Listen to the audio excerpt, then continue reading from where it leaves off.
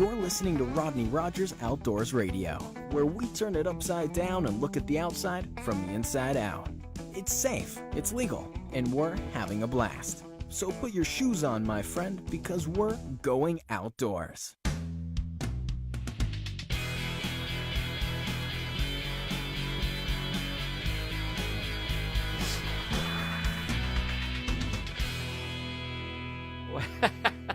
Welcome to Rodney Rogers Outdoors. I am Rodney Rogers. That right there is my partner, Coach Ethan Crime. And I can hear you. That's a start. And that's a good start, man. What a crash. What a crash.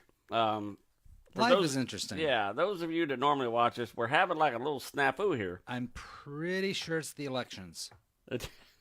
You know what? There's so much bandwidth going back. I think you're right. And molecules are like banging into each other and disconnecting the Rodney Rogers Outdoors show. Our skies are filled with votes right now. I hope we're not messing anybody's vote up right now. So they can see us now. We're good. So where are we at right now? Well, I can see you. Okay, I can see you. That's two. That's two. That's 2 votes for the Rodney Rogers Outdoors show. So here we are live on. That's 2 votes, but only like 0.9% is in yet. Awesome. So we're still waiting to see. So if you're seeing us, send us a letter to...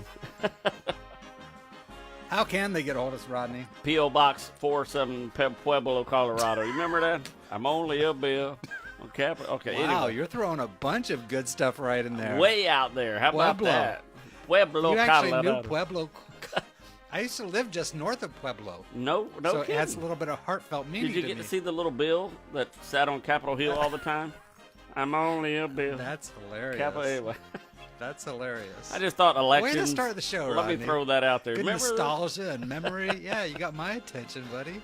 Oh, my gosh. This is mine and Mike's 1-hour vacation that we do every single week. We started this broadcast. We're shooting on 3 years ago. This will be our 3rd Christmas for sure. You can reach us a couple different ways. You can shoot us a hashtag right to Mike's face at hashtag RROR. You can give us a call, maybe. Yeah. Call us maybe. Yeah, we're good. Okay, 262-345-7763. We're going to be doing some demoing tonight. So this lavalier is kind of... Is it weird? I don't have a mic. I got I'm one of liking these. You don't. Yeah. I like it, though. I know. I mean, we've got this. We're okay here. You sound great. It sounds perfect. And you got none of this. I got none of gadgetry this going business on. going on. So, and must apologize up front because we are things change, and so if you're looking for us, I don't know where you're watching. Yeah. If you're watching, but we're on Facebook Live tonight for the first. Yeah, for the first time. So maybe. Yeah. If you're looking for us, you found us on Facebook Live. It just told you and we were if you live. Didn't, yeah. Just keep poking. Just keep poking. Just keep hitting. Yeah. I've got a few texts saying that, hey, you're not live, and I had to tell them, go to Facebook. So, do me a favor, Rodney. Scoot yes. your chair in. Scoot it in. You got a little room there. Yep. Buck up to the table here. You're just out of camera shot. Okay, here. I just wasn't. Oh, beautiful. Oh, nice is that job. it right there? Yeah, nice How'd job. I do? Excellent. Sweet. So, as you know, I did some fishing this weekend, Mike. I did. I did some hard fishing this weekend. How many did you actually get into the boat? I got 5 into the boat. Okay. Over the 2-day span. Okay. But I missed 4 that I should have got into the boat that was giant fish. Now, when I say giant, I mean anything over 5-6 pounds to me is a giant fish. Okay. And then, of course, you saw the video, and everybody else probably saw the video of me losing the 9+ 10-pounder right at the boat. Obviously, you're great video. Oh man, oh my, that was good video. I'm not sure I wanted to video that because I watched it 10,000. Yeah, I bet times. you did. I mean, the whole video. It takes me about 20 seconds to reel fish in. This whole video is 2 minutes long. Me fighting this fish all the way in. But you see me adjusting cameras and trying to get... I wanted everybody to see the fish, and I'm trying to get the boat spun around, and I'm fighting it, and... Well, you could actually... Here's the weird thing. You could actually see the fish go... Exactly. You could actually see... Now, everybody's asking me, was I mad when I threw the frog in the water? So in slow motion, you see me put the frog back down to the water. You know what I mean? Right, yeah. I slam it back down. Now, let me tell you why I did that. That is instilled in my brain because so many times when a fish has unbuttoned from my lure, I've immediately put it back in and I hit it again. Sure. Which is bizarre in the first place. Exactly. Sometimes when they want it, they want it. I mean, they'll do everything to I mean, I've had them bite a worm in half. I threw it out. They bit another piece off of it, and I threw it out, and then they finally hit it. Bizarre. You know, so, I mean, I immediately threw it back in to, I splashed it real hard to let it know that whatever it bit was still there, but it didn't rebite. So, not one single curse word came out. Well, you got the footage, you got the story, and 90% of the time it's just about the story. It's all about the story. it is for me. You know how that goes. You would have let it go anyways. Absolutely. So what's the problem? It was a caught fish. Right? I caught a 10-pounder this weekend. You would have. So at what point? What is the distinction of caught? That is a great question, Mike Coy. Because you had the excitement, you got the. Yeah, you didn't get to touch it. I always say you got the fight out. You got the best part of the fish. When they kick off like that, you got the best. You got the fight. You're there for the fight. Now, when you hold up a 10-pound bass, it's the notoriety. I got this. Yeah. But on a bass, caught is a lipped bass. So once you grab it by the lip, it's a lipped bass. Okay. Because you don't fish with leaders. Now, when you're fishing marlin, sailfish, anything of that nature that you're fishing with a leader. It's touching the leader, isn't it? It's touching the leader. Yeah, that's bizarre. That's a caught fish. Because you're not supposed to, it hurts the fish taking it out of the water. Okay. You take a 700-pound marlin out. So you can touch the leader, consider it caught, and he's staying in the water. Unbutton him. Yeah. Let him go. Get some pictures of you holding the leader. And that's a caught fish. In IGFA, which is International Game Fish Association, touching the leader is a caught fish. So that is really relevant and interesting news because I don't think avid fishermen know that, but the general public, that's a really interesting discussion. Some avid fishermen still, question, did I got it up on the shore, it flopped in, is that a caught fish? Well, wow. It's just it depends. But you got some really good footage of that. So yeah, I did, and I got great footage of a lot of fish this weekend. So I'm putting that. I have to respect what you do because I've got about 3 or 4 hours in trying to get this video together. Yeah. Using it on my Mac, it's changed. iMovie is not the same on the Mac as it is on my iPhone. No, it's better. Right? It's way better. Yeah. But you got to get used to the way betterness. Yeah. You have to. Sure. You've got to peel and you got to understand. So it's been about 5-6 hours trying to understand it. In the first place, you have to shoot for a couple hours of footage just to get that one fish going. Yes. On, off, on, off, on, off. You could, either that or have 5 batteries and 21 memory cards because I had 59 videos and 3 fish. Because you can't leave it running all day. Yeah. Because it's, and I always try to stop when I release the fish. I stop the video, and I know that every fish is caught at the end of every video. Some videos are 6, 8, 10 minutes long. So that was my weekend, and then so I lost 3 or 4 fish over 6 to 10 pounds. So it was it was pretty sickening. Wow. It's like I was my first time fishing. I'm like, I should know better than this, and I did. Yeah, but you still get excited like it's your first time fishing. Oh my God, man! And you hear me. What's funny is in that 2-minute video at the end, you hear me going, oh, and you hear me groaning like I just smashed my finger with a hammer. And then what's funny is now I didn't watch the video full through. I just pulled the piece out while I was fishing. I pulled that section out and then posted it before I made my next cast. And then lost another one. Oh, really? Oh, yeah. So you had it through the app and the GoPro? So I pulled the GoPro app up. I turned the Wi-Fi on the GoPro up. I pulled that 30 seconds out. I put it up there. I put the slow motion in. And then I kept fishing. How cool is that? Yeah, that's impressive. I mean, you got that video fresh. No, that's impressive. You got that video. I could smell it.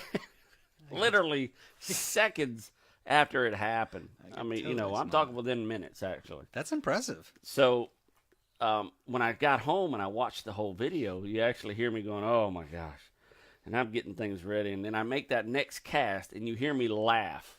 I'm literally going, and I make that next cast. Not one curse word, not one, That's great. It was just that, because in my head, like you said, it was, man, I just videoed this. This is not those Sure. Vance with line cutters said it perfectly. We all talk about the one that got away. Yep. But he said, he reposted and he said, Rodney filmed the one that got away. And I mean, I just can't tell you the immensity.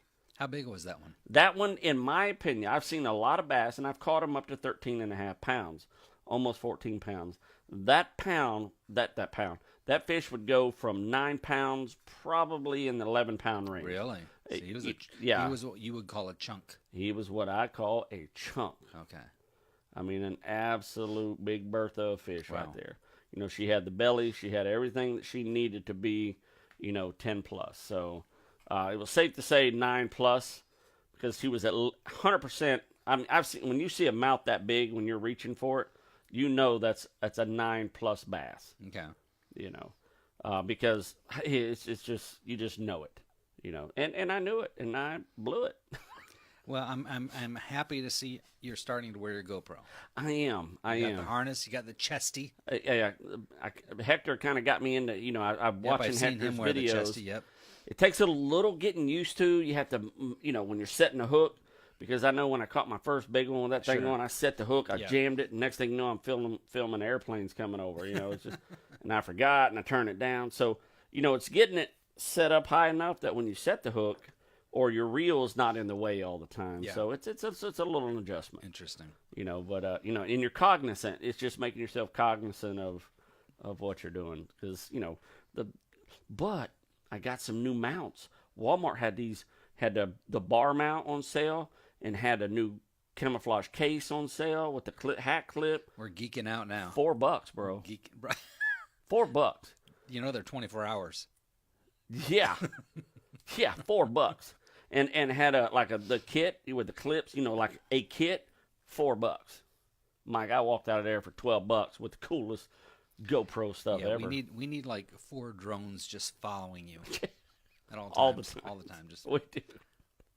Hey, Rodney, how you doing? What the heck? What is? Never mind them. Yeah, mind your business. Just keep doing what you do.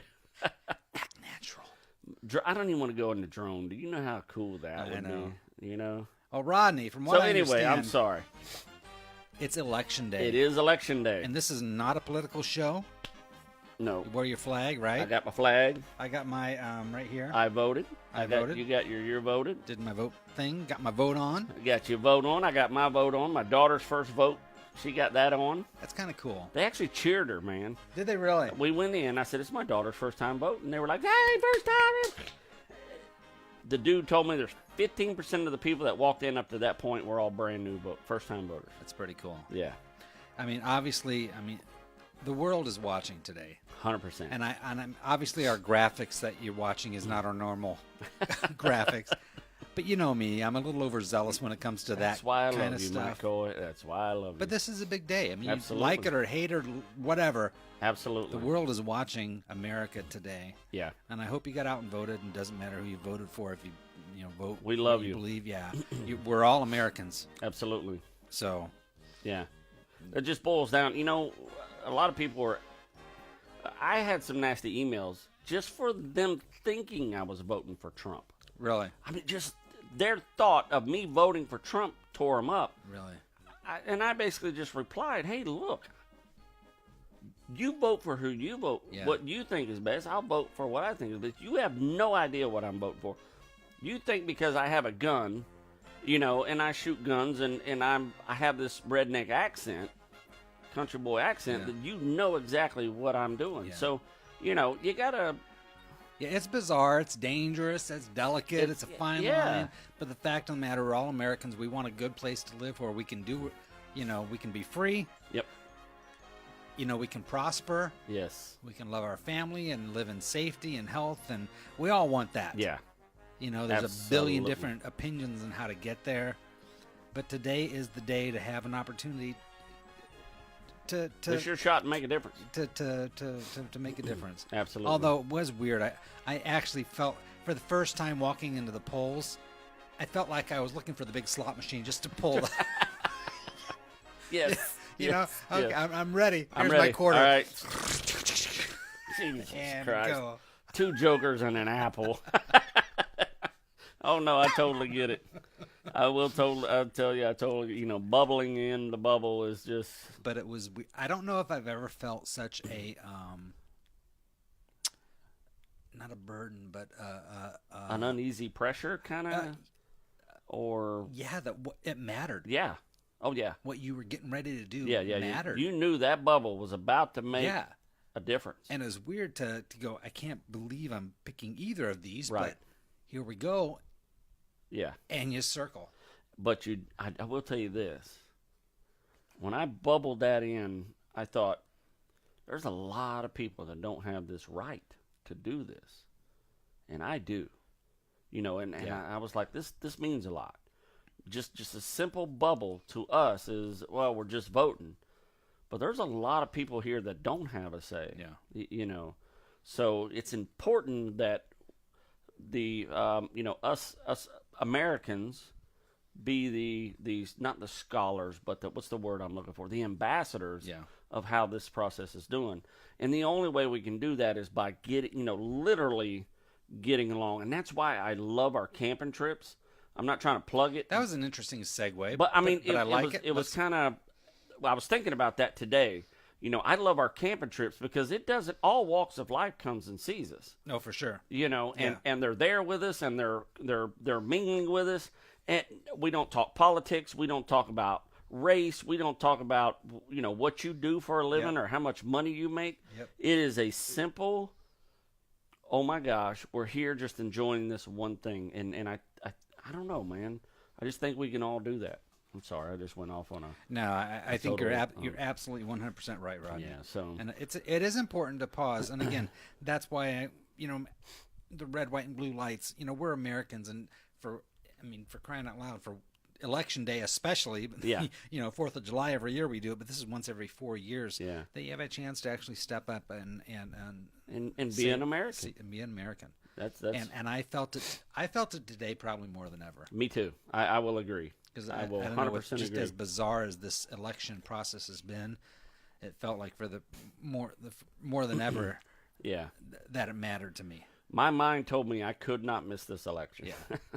Yeah. It was like, if it's long lines, I just don't want to deal with. No, it's easy to walk away and go, you know what, it doesn't matter. Right. But everybody said that. Thank you, everybody, for voting. Yeah, and I do have to keep us on track because we're pushing. Tonight's going fast, and be a short. And this, I got a lot invested in this episode, and I'll tell you why. But Rodney, do you have time for brother? I got time for everything. Some viewer mail. Yes, I do. Sorry. Are you checking your stocks? And I'm winning. I'm seeing pictures of deer on there. I wish you could pull. Apparently, we're getting comments on Facebook, and I'm just trying to see how do we get them. Yeah, this is a whole nother ball of wax. This is a whole nother level for us. Whole nother conversation, which we should throw out to the audience, but that's for a whole nother time. But hey, you've got mail. Okay. Oh, we get letters. We get. Stop. Whoa, yes. Wait a minute, Mr. Postman. Send me an email with all the details. Another freaking email. Another freaking email song. Mail time. Mail time. The mail's here. Yeah, I'm a top flight. Hold you tight. Get you there by daylight. Do you right overnight mail.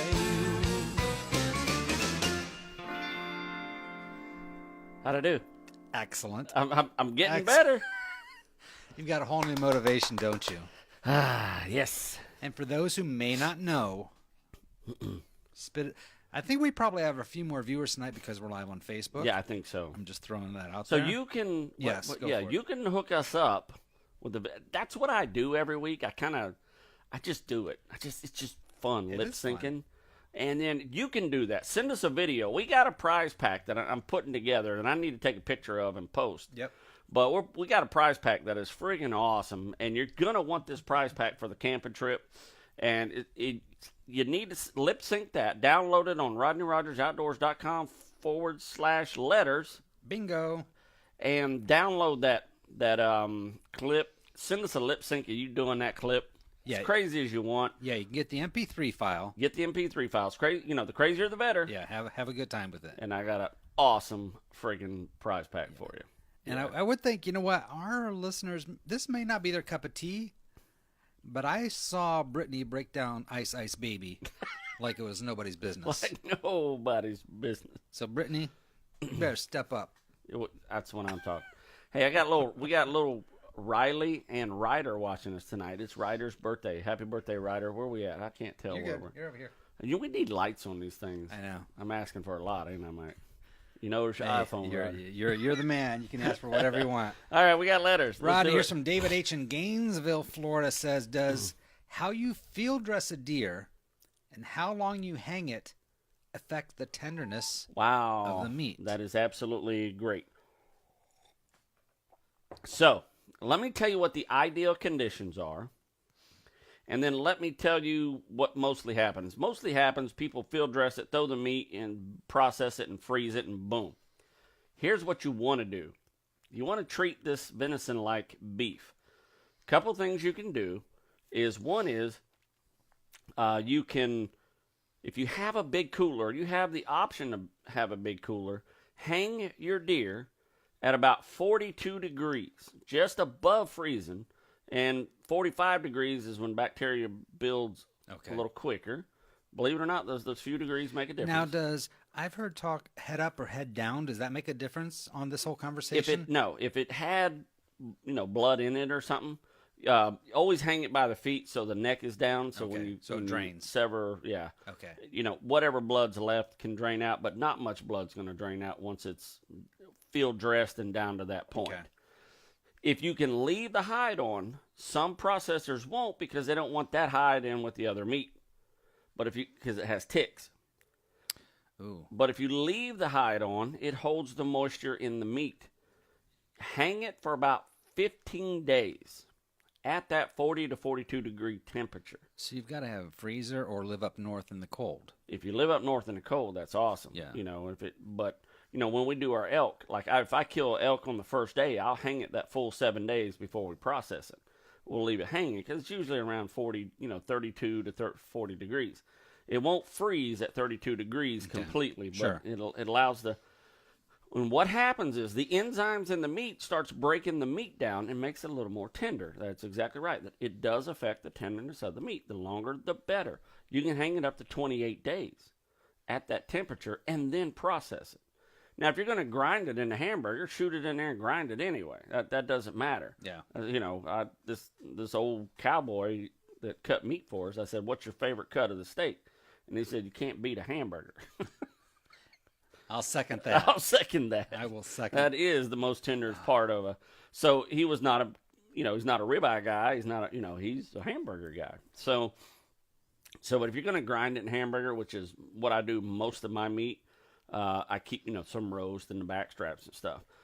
So hang it for as long as you possibly can. Now, if you say, well, Rodney, we don't have a walk-in cooler, cut those pieces off, put it in a plastic bag, and set it in a refrigerator. Interesting. The bottom of the refrigerator. Do your hand, your two rear hams that way. Don't worry about your front shoulders and your back straps. Just keep it in the bottom of the refrigerator and cool it down just a little bit and maintain that 40 to 42 degrees. Leave it down there 15, 20 days and then cut the hide off. 15 to 20 days. Yeah, 15 to 20 With days. the hide on. With the hide on is best. Keeps it moisture? Or? That's why I said put it in a bag. Yeah, Yeah. it holds the moisture in, in that ham. So, yeah, that's the way to do it. Okay. Because, they dry age beef up to 55 days. So, 15 to 20 days. and that helps. Yes, it helps it make tender. Good question, Dave. Interesting question, Rodney. What is this is from Dana 23 in Trenton, New Jersey. I don't think we've had any questions from New Jersey, so Dana, thank right you, Dana. on. What is the best way to store ammunition? Leave it in the box it came in, or keep it loose? Keep loose shells in the ammo box.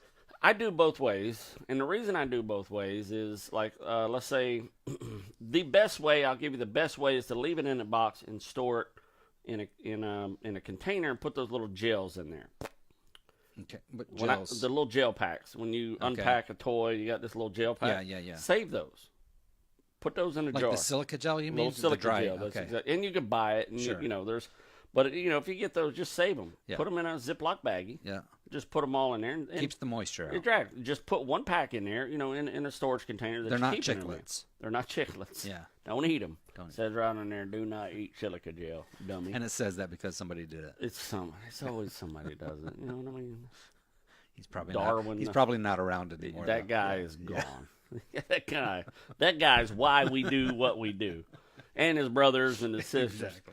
So if you can keep it in the original box, that's the best way. Now, when I duck hunt every year, my boxes get wet, and I dump them in a big bucket, and I put a lid on the bucket, and I put these silica gels in there. So I buy a lot of duck shells at the end of every season because they mark them down. Right. So, but the best way is to keep them in a box and then get you a container, you know, somewhat waterproof, and then put your stuff in there and go with it. Okay. That's the best way. All right.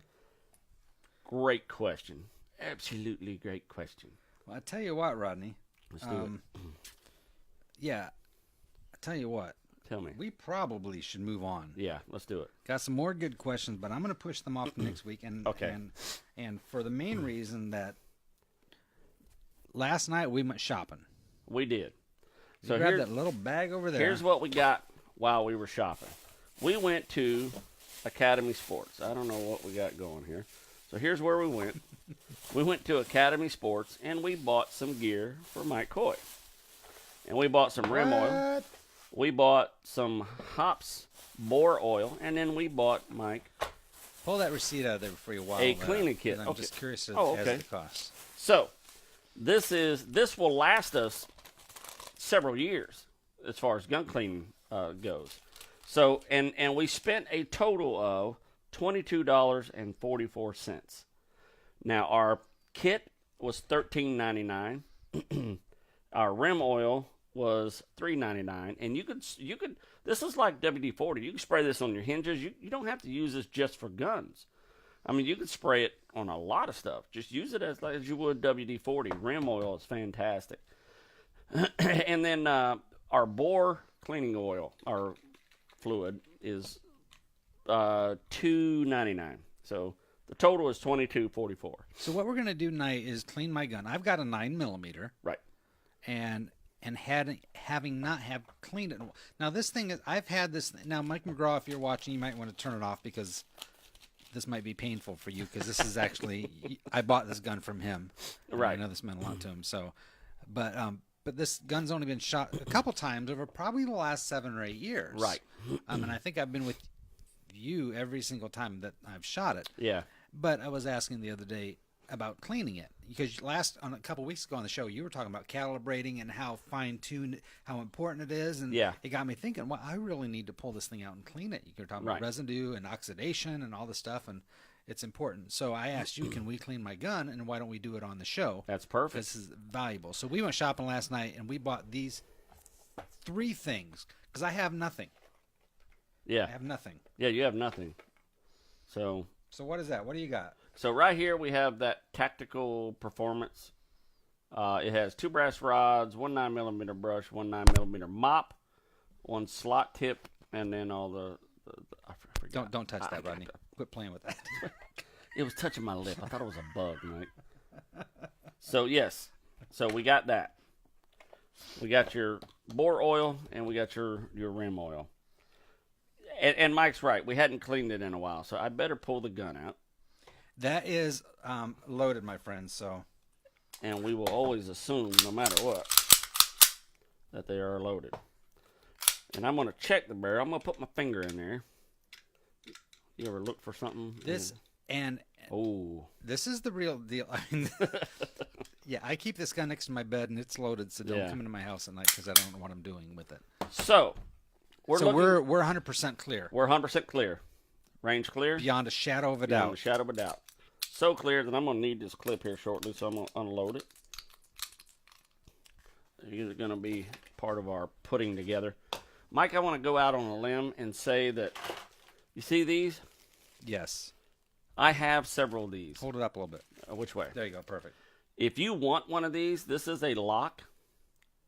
I will get it to you. I will shoot me an email. I'll find out what the shipping and handling is because it's going to be like $3 or $4 for shipping and handling. I'll ship you one of these got while I several have of those those? envelopes. I have probably 30 of these. So if you want one, So am I doing it wrong by keeping it in a plastic bag inside of the lockbox? probably. It's probably not child safe at I this like point. things brand new. I see that. So Because I did have some other pieces in the box that were, you're not sure what they were? I've never messed with. I mean, it looks like a Okay. cool little kit. Well, you but- kind of have. Oh, yes. Oh, you got Hydroshock bullets here, bro. right? That's what you need in that clip. These are the getter dunners. That's a whole nother episode, isn't Oh man, yes. Let's. Ooh. it? Okay. We'll Okay. stay on task. Let's Boy, stay this on- is a, let's this stay is on a point. 3-hour episode all of a sudden. So Okay. you bought me 3 things. We Yes. went shopping last night, and you bought me 3 things. This is a general kit. What's in this? So inside of this, Mike, this is. I gotta pop this open. Okay. So Yeah. inside of this is going to be your cleaning brushes, and I'm going to find something that I can pop those tabs off. You need a screwdriver or something, or you just Yeah, here, I got it right here. So, watch this. There we go. Oh, voila. So, we have our cleaning kit, which we're only going to be cleaning a barrel, so we don't need nothing super ridiculously long. We'll put this together. Just like this. This is for our mop. This is our mop, and then this will be for our patch. now. runner, I know, and don't take this wrong, Rodney. right? You've got an elementary school child here. I know, man. I got it. Okay. So, I'm gonna This- lay these out. I mean, as sad as it sounds, this is my first time seeing any of this. Okay. And This I is don't mean to slow the class down. I'm that kid in the No. back of the class afraid to ask questions because all the other kids are going, really? so here we have our cleaning patches. Okay. And what we'll do is we'll be putting that inside of our cleaning patch holder right here in the corner. And then what we're going to do is we're going to swab this down with the bore oil, just like this. We'll put it in the bore oil and we'll run that down the bore. So let me get the gun apart. Let me show you how to take it apart. Okay. And then we'll talk about our parts and pieces and what they're going to do. Fair enough. Okay?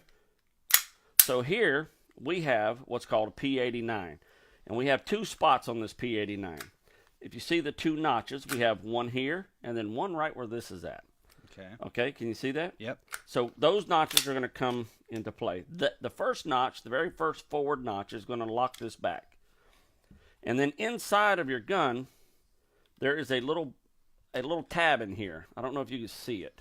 You probably are not able to Yeah, see it. Can you see it from there? I can, but I don't know if the Okay. camera can. Yeah. So I see it. inside of there, you can't miss it. It's got a little finger tab, and Okay. it pushes down. Okay? Okay. So, when it pushes down, that allows for the release of the slide. I'm going to put my finger on this button right here. So I'm going to release this very slow, and I'm going to put my finger on that button, and then when I line up that second notch, see how now we don't see much of that button? Right. That means this has pulled out. Okay. I gotcha. Okay. I gotcha. So, let me pull it out right there. And then it turns. It doesn't come all the way out. It just snaps. You showed me one last night that came all the way out. Oh, yeah, my gun comes all the way Okay, out. that one just stops there. And then our slide slides right forward. Okay. Okay? Yep. Are we making sense so far? Totally. This is called a field strip. So pay attention to how your barrel comes out and where it sits on your slide right here. So basically we're going to snap that loose, and our barrel is going to come right out of this thing. This is your slide spring, and then here's our barrel. Voila. Remember, that piece was up, not down. Okay, and this is a field strip. I mean, we are pretty much ready to clean this gun.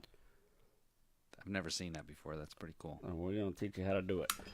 Now, don't forget, this piece does not come out. Now, in a case of a handgun, little oil is better than more oil. Does that make sense? Okay. Yeah. If they're shipping from Russia, they'll pack the packages with oil and then clean it when they Okay. get here so they don't rust on the way.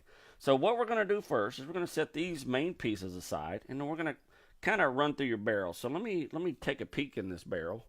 The barrel's not bad. I can see a little bit of residue. And then what I'm going to do is I'm going to push this brush completely through. You can see the little bit of dust. I'm glad you got a white canvas here. And I'm going to do this about 5 or 6 times. Now, what you're going to know is as soon as you get halfway through, if you try to pull it out the opposite way, it's not coming. You have to completely go through, completely pull out both sides. So the bristles can change direction, Right. I suppose, or something. And I'll keep my hand off the table to keep from moving all the cameras. So we're going to do that several times. Let me tighten this up here. Voila. And we're going to keep doing that until we get some real good shine. Voila. And Now then- you're physically looking for shine on the barrel? Yeah, look down that barrel. You see the tracks? I don't know if you personally can see the tracks. See all the smudges and the tracks? That's where the bore oil is going to come in. Okay, yeah, I do We see need to that. get that out of there. That's a buildup. Okay. I don't know if that see. camera can see it. You just tell me to go forward or back. No, or you're good right there. Right there? You can see it. We can see through it. Yeah. Okay. So what we want to do, we want that to shine like a new nickel. So we're going to work it back and forth 5 or 6, 7, 8 times, 10 times, whatever it takes. We're going to keep, it's coming loose more and more. I can see, you see everything coming loose right here? How everything's coming off the brush? Okay, yeah. All the dirt. So basically that's copper, lead from being shot over the years. Now, what are you watching to note your progress? Are you watching the So basically what shredding I'm coming doing out?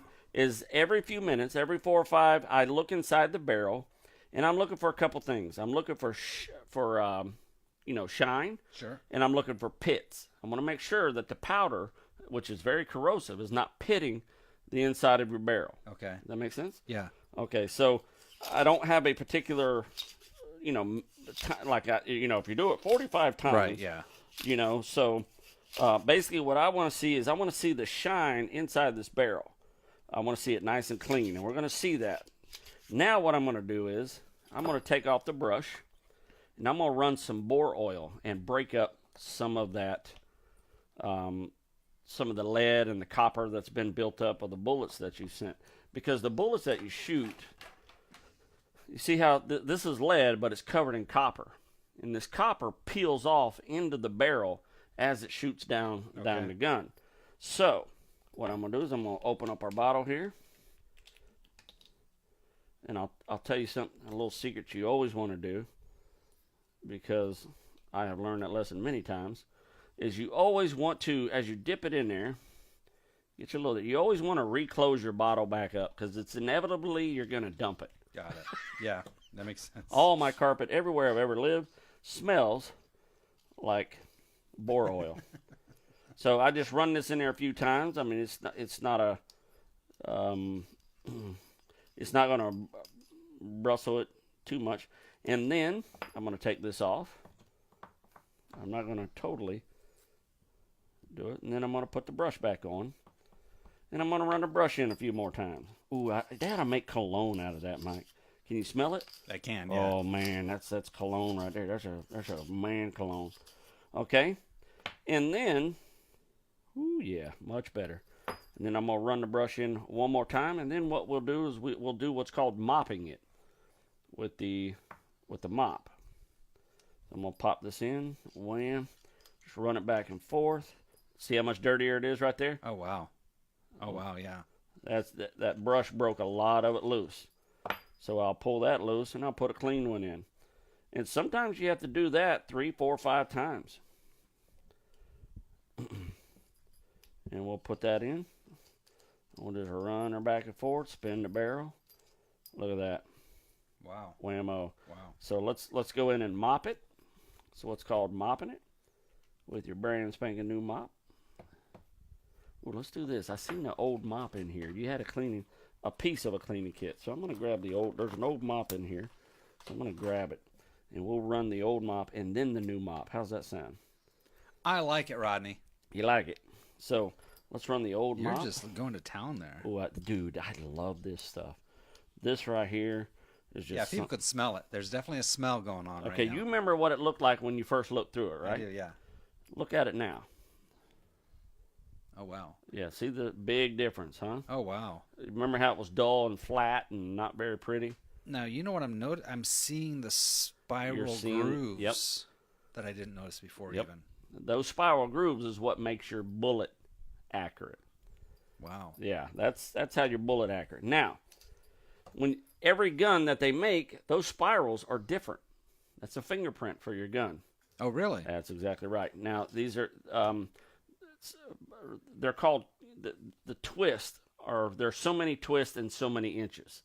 So each gun, each barrel will be, the more twist, the more accurate you're going to be. Okay. There isn't such thing as too much twist. Sure. So there again, it goes to that precision, that we have. These are called riflings. So I'm going to take our rag and I'm going to clean. See the dirtiness right there? Yeah. We're going to clean that right there. Voila. We're going to use this bore oil. And then we're just going to give it a little rub here and there. So that rag still got some of the bore oil on it, so Absolutely. you're just utilizing it. I'm just utilizing it while I'm here. Then I'll use the little clean rag here. And then we'll use the brush and just brush around a couple spots here and there. Voila. So now we are much cleaner than we were. Okay. We'll rub there. And then, now mind you, this bore oil is actually oil as well. So it's not like you're cleaning it completely of all substance and oil and all that good stuff. Voila. There we go. Okay. So now we have a clean barrel. Ooh, that's so pretty. That is pretty. That's so pretty. Now, what is this stuff? Now, your rim oil is what I call your magic love potion. Love potion? Love potion. Love potion. Yeah, it's a little bit of Teflon. So basically what I'm going to do, spray a little bit down the barrel, a little bit on your gun, and then we'll use the clean mop to go down and wipe all the excess out. Now that we got a dirty mop, we can always use this for the clean mop. So we can run the clean mop right down that bad boy. Wow. And now we got a nice little coat of Teflon oil. Oh, God. Man, that's just so pretty. I got to see this. That is so pretty. So now we have your barrel just as shiny as it can be. Now what we want to do is we want to use this. We want to mop around your parts down here. Actually, the gun down here is not so bad. Not so bad at all. You don't want a whole lot of oil down here because it will collect. You know what I'm saying? It will collect oil. Okay. But we do want it to where there's not a whole lot of friction. So we're going to keep wiping and just get all the cruddy stuff off. This is called a field strip and clean. This is not too extensive. Now, about every 50,000 rounds, you would want to take this gun completely apart of all springs and all that good stuff. So I'm going to grab a couple more cleaning pads here. And we're just going to wipe all this stuff down. It's actually real clean here. Your gun wasn't too bad. I was going to ask. Yeah, it wasn't bad at all. So, the bore oil just breaks down all the nasty stuff. And then we're going to put just a touch of spray in a few key sliding spots. Remember, too much of this is bad. So, and then I'll just kind of wipe off the excess that's flowing around. And this has Teflon in it, so it kind of sticks for a while. Is rim oil anything close to WD-40? No. It's, really? Yeah, WD-40 is, a lot of avid gun people will not clean their gun with WD-40. They're convinced it'll rust it and all that stuff. Some will. Yeah. So rim oil Remington came out with this rim oil with Teflon. So it's that's the Remington. Yeah. Exactly. I'm sorry. It's called, it's actually Remington. Okay. So we'll just clean up your little spring here, put that back in. So that's good and clean. And then we'll just look inside your slide and we'll clean right where the firing pin's at. And then we'll just give it a little wipe down. Ooh, not bad at all, man. I'm actually pretty amazed that this is as clean as it was. So we'll put just a touch on the slide, touch on the firing pin, let it slide, wipe off the excess, and then voila, that's good to go. Wow. And that is how you field clean and field strip your handgun. Now, you ready to put this thing back together? Yeah. Yeah, okay. So, we're going to put our barrel in first. Remember. Do you do anything with the clip? Clip? We're going to shoot just a touch of rim oil down when we get back in there. So, I'm going to slide the barrel back in, just like this. put your spring right back in its holder there. Okay. Now, the spring's a little finicky sometimes. Some guns more than others. Ruger and Glock are real easy, but my Browning is super finicky. So we're going to put that right back in its place. Okay? So now we're going to slide our slide right back onto our gun. Now, it can only go one way. And it's going to slide nice. Well, I say nice and perfect. We'll take it off safety. We're going to push this pin right back in to its little homely spot, right? Work it back and forth. Oop, and then, I'm sorry, we're going to get it right back in there. So now we're back in.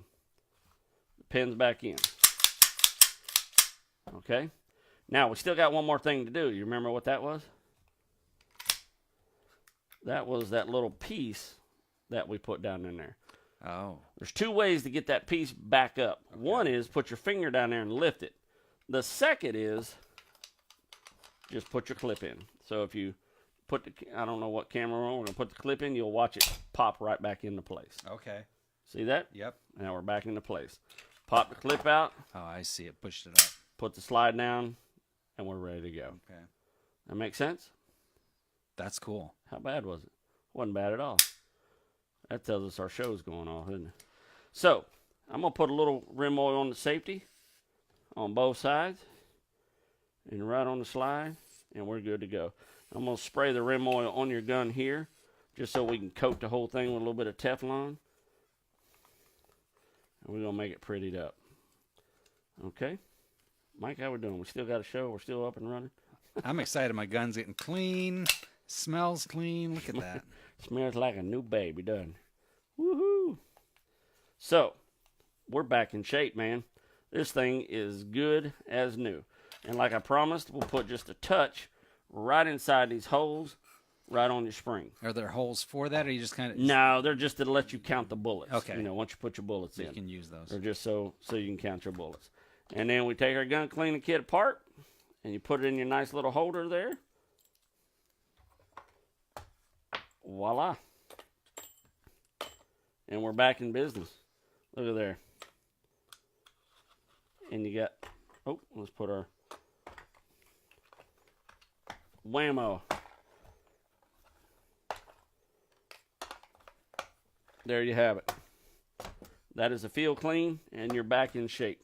Make sure all your bottles are closed up. I got oil all over this phone. What do you do? Makes the screen nice and clear. And voila, your P89 now, Mike, is super clear, super clean, and smooth as a whistle. Wow.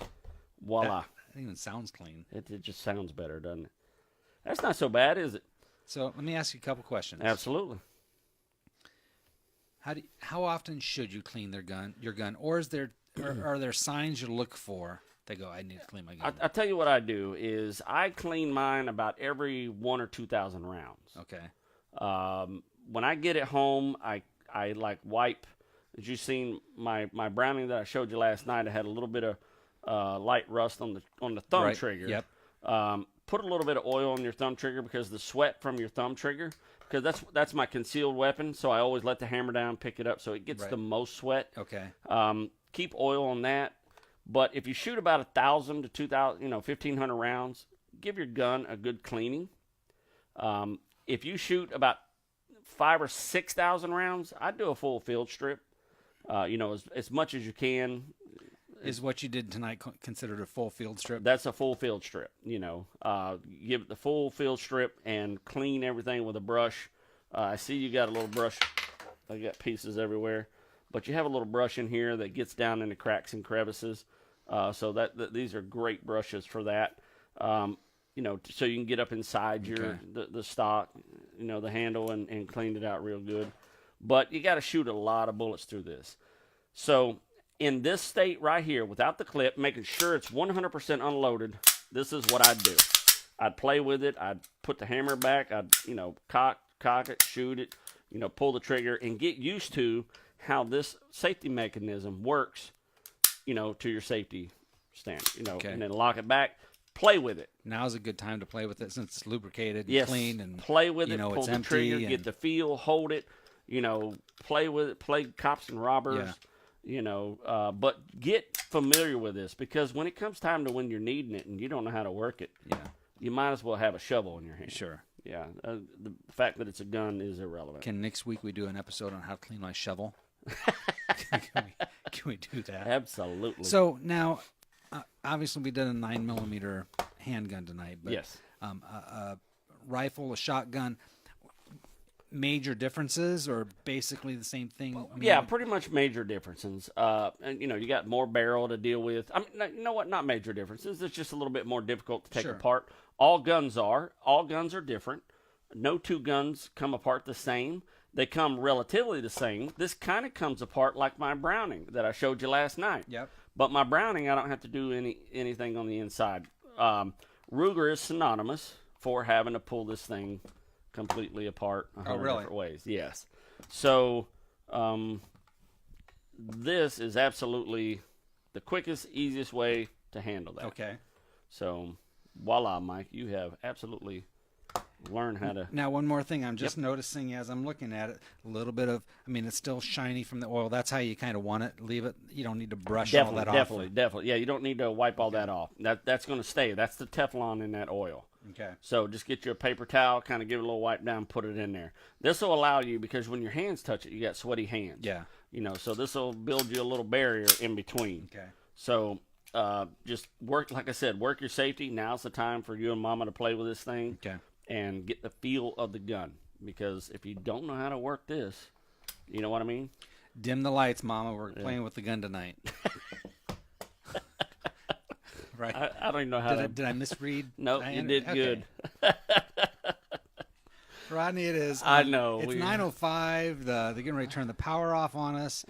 But yes, we got a camping trip coming up. We do. And there's a logistic I want to work out with you, because I want to clear it up on the website. We clear it up now. But the boat parking, ramp, the boat ramp logistic. Yes. Have we decided?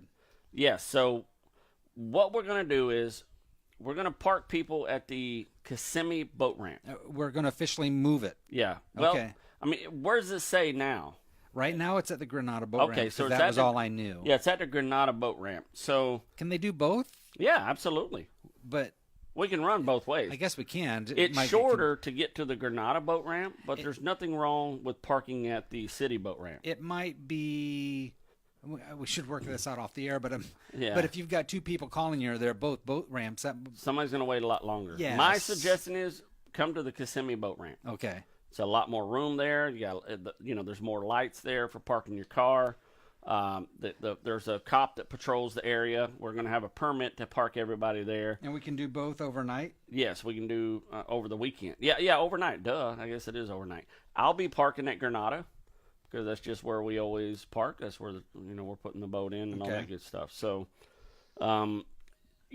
just let us know if you're at Granada or at Kissimmee. So you're safe at both places. As far as logistics on the website, am I changing it? Is there an official?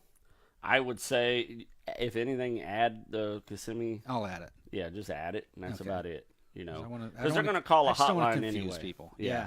Well, like I say, if you got two people calling the hotline, which you could. I mean, this is going to be a well-attended event. I have a really good feeling because we're going to have a good time. Yeah, it's going to be an awesome time. Let's mention it. December 3rd through the 4th. Saturday, December 3rd through the 4th. Mike and I will be camping. Spell it out. Basically, how Mike and I has always done it. We're camping on December 3rd and 4th. Come hang out with us. Come hang out with us for the day. If you decide you want to leave, we'll take you back to the boat ramp. It's just not for you. It's not like you're stuck there. Yeah. We don't want to hold you there if you don't want to be there. Yeah, and I think it's important to again, remind everybody, this is a really comfortable. Yes. And very laid back. Everybody's family.